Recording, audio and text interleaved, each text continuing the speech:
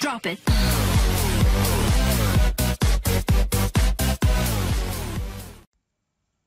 Assalamualaikum warahmatullahi wabarakatuh. Anak-anak, berjumpa lagi bersama Bapak dalam pembelajaran kelas 5 tema 1 subtema 3 pembelajaran 4. Silakan disimak.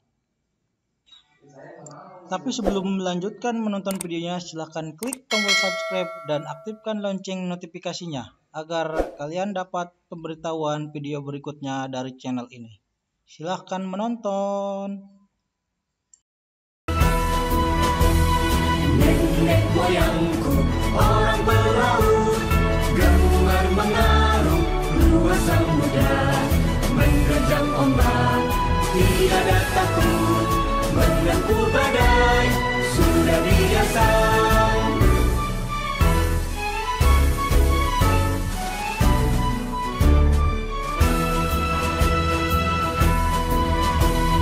Angin bertiup, layar berkembang, ombak berdebur di tepi pantai. Pemuda berani bangkit sekarang, ke laut kita beramai-ramai.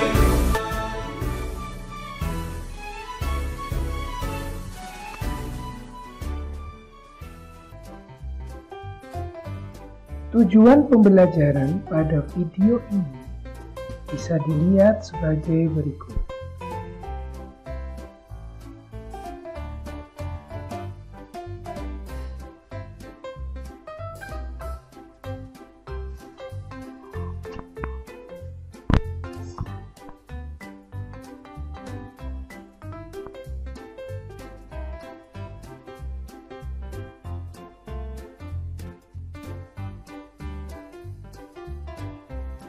Coba sekarang perhatikan gambar tersebut anak-anak.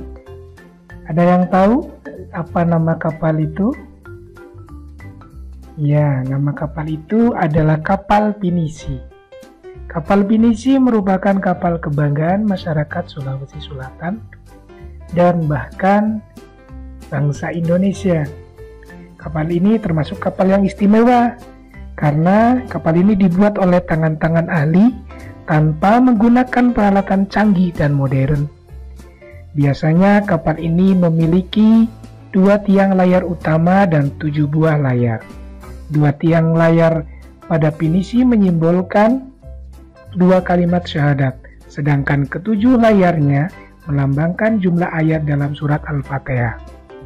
Kapal ini digunakan sebagai kapal pengangkut barang, tetapi sekarang bisa beralih fungsi menjadi kapal pesiar mewah. Untuk lebih jelasnya, mari kita baca bacaan yang berjudul Kapal Pinisi, Kapal Penjelajah Dunia.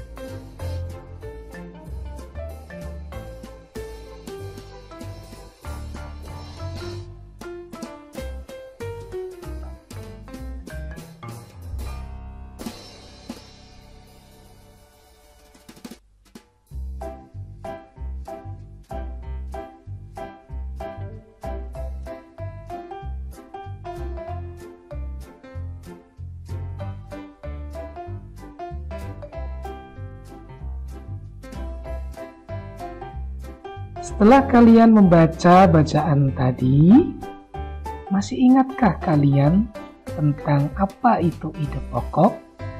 Di pembelajaran sebelumnya, Pak Guru sudah menjelaskan apa itu ide pokok. Ya, ide pokok adalah ide atau gagasan yang menjadi pokok pengembangan paragraf. Untuk lebih jelas agar kalian bisa memahaminya, mari perhatikan contoh bagaimana cara menentukan ide pokok dalam sebuah paragraf. Contoh paragraf ketiga dari bacaan tersebut bisa kalian baca. Setelah kalian baca, ternyata kalimat utama ada di awal kalimat, yang artinya bahwa ide pokoknya ada di awal kalimat juga. Jadi, ide pokok dari paragraf tersebut adalah kapal pinisi adalah kapal istimewa.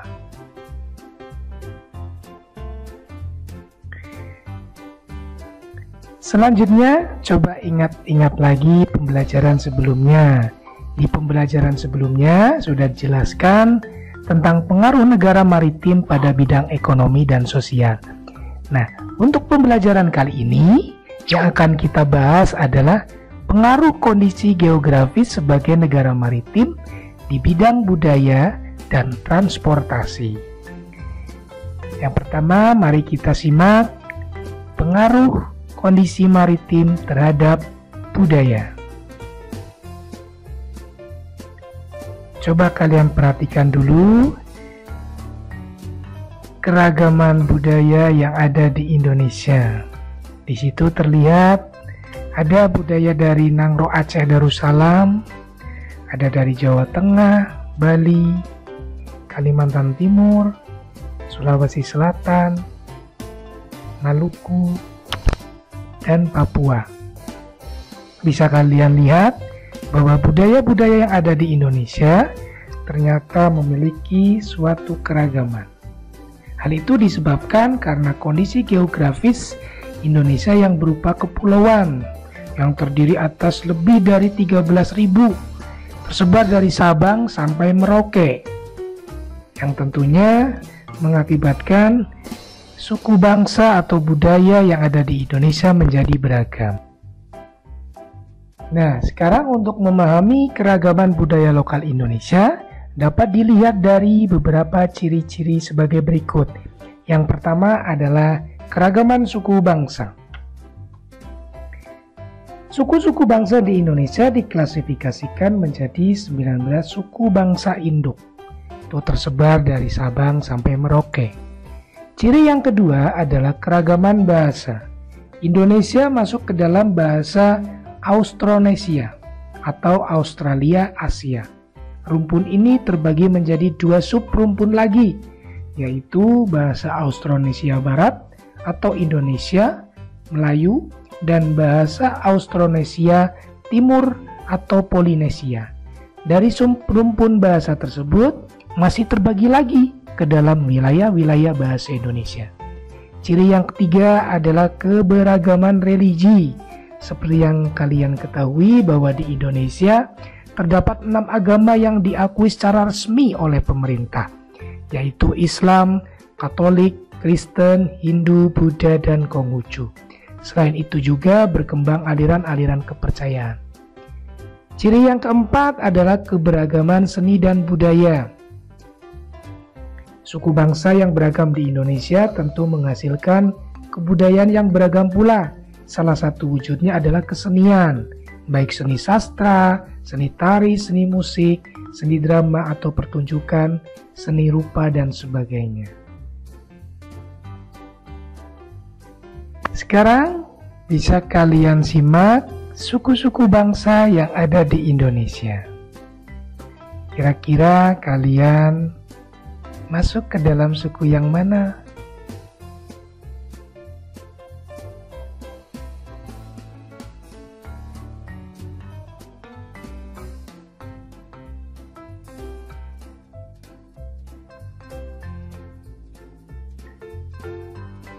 Setelah suku ada bahasa daerah. Bahasa daerah di Indonesia juga sangat beragam.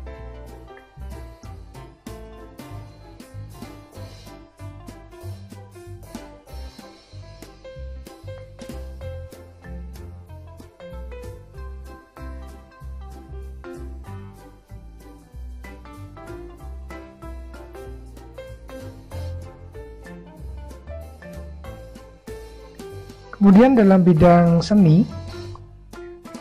atau pertunjukan, bisa kalian perhatikan ada tari saman dari Nangro Aceh Darussalam, tari piring dari Sumatera Barat, tari kipas pakarena dari Sulawesi Barat, tari reog Ponorogo dari Jawa Timur, tari kecak dari Bali, tari serimpi dari Jawa Tengah, dan tari perang dari Papua.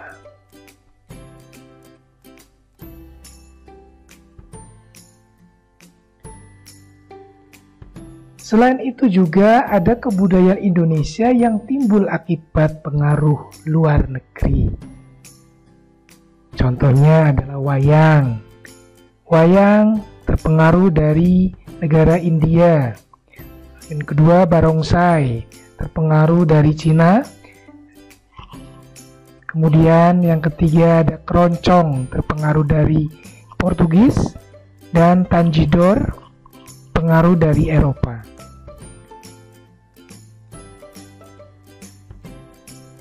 Sekarang adalah pengaruh kondisi geografis maritim terhadap transportasi.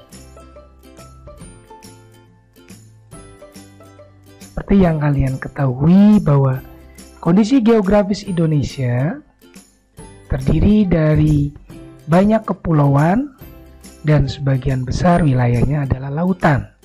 Jadi, jalur strategis untuk menghubungkan antar pulau tersebut, yang pertama menggunakan jalur laut.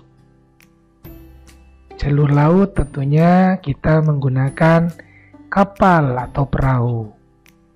Yang kedua, menggunakan jalur udara. Tentunya di jalur udara tersebut menggunakan pesawat terbang. Adapun jalur darat, ada kereta api, bus, dan mobil yang digunakan untuk menghubungkan daerah satu dengan daerah lainnya dalam satu pulau. Jadi, jalur laut dan jalur udara digunakan untuk menghubungkan antar pulau. Sekarang coba kalian perhatikan peta jalur pelayaran antar pulau di Indonesia. Untuk mendukung jalur pelayaran antar pulau di Indonesia, dibutuhkan sarana pendukung, yaitu berupa pelabuhan. Pelabuhan sendiri merupakan tempat berhentinya kapal-kapal dari pulau satu dengan pulau yang lainnya.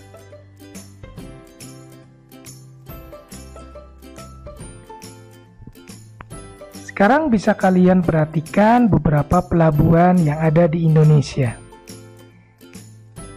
Ada Pelabuhan Belawan dari Sumatera Utara, Pelabuhan Tanjung Priuk dari DKI Jakarta, Pelabuhan Tanjung Emas di Jawa Tengah, Pelabuhan Tanjung Perak di Jawa Timur, Pelabuhan Kuala Kapuas di Kalimantan Tengah, Pelabuhan Kota Baru di Sulawesi Barat. Kemudian bisa kalian saksikan peta jalur penerbangan antar pulau di Indonesia. Sebagai sarana pendukung dibuatlah bandar udara atau biasa kita kenal dengan bandara. Bandara-bandara di Indonesia bisa kalian simak berikut ini.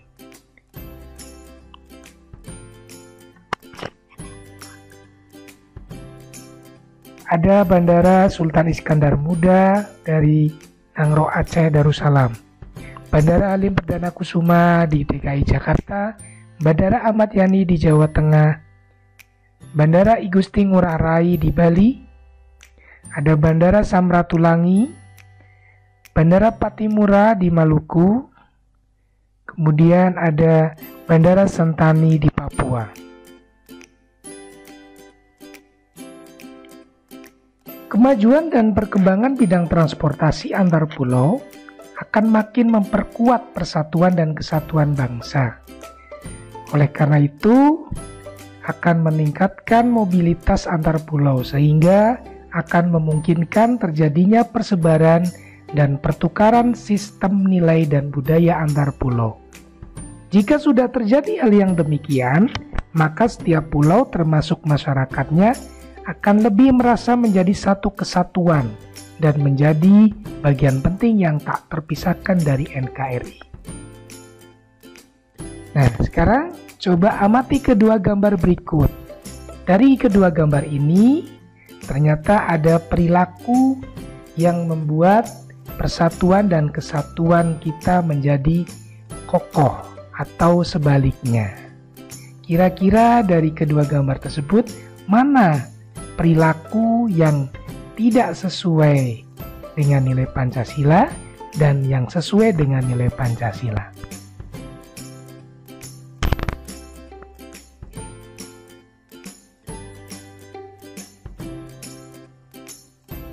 Betul, gambar 1 merupakan gambar orang-orang sedang bergotong royong. Gotong royong tersebut sesuai dengan sila ketiga dan kelima. Sedangkan gambar yang kedua terlihat ada anak berkelahi. Nah, perbuatan tersebut atau perilaku tersebut tidak sesuai dengan sila ketiga. Baik, untuk memperdalam materi yang sudah Pak Guru jelaskan tadi, silahkan kalian catat dan kerjakan soal-soal berikut sebagai tugas kalian belajar di rumah.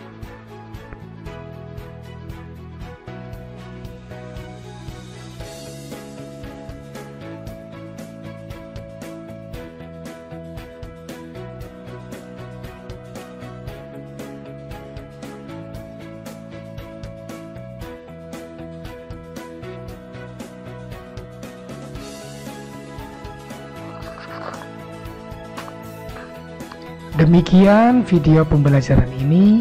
Mudah-mudahan video ini dapat bermanfaat bagi kita semua. Tetap asik belajar dari rumah. Selalu jaga kesehatan dan kebersihan. Terima kasih. Wassalamualaikum warahmatullahi wabarakatuh.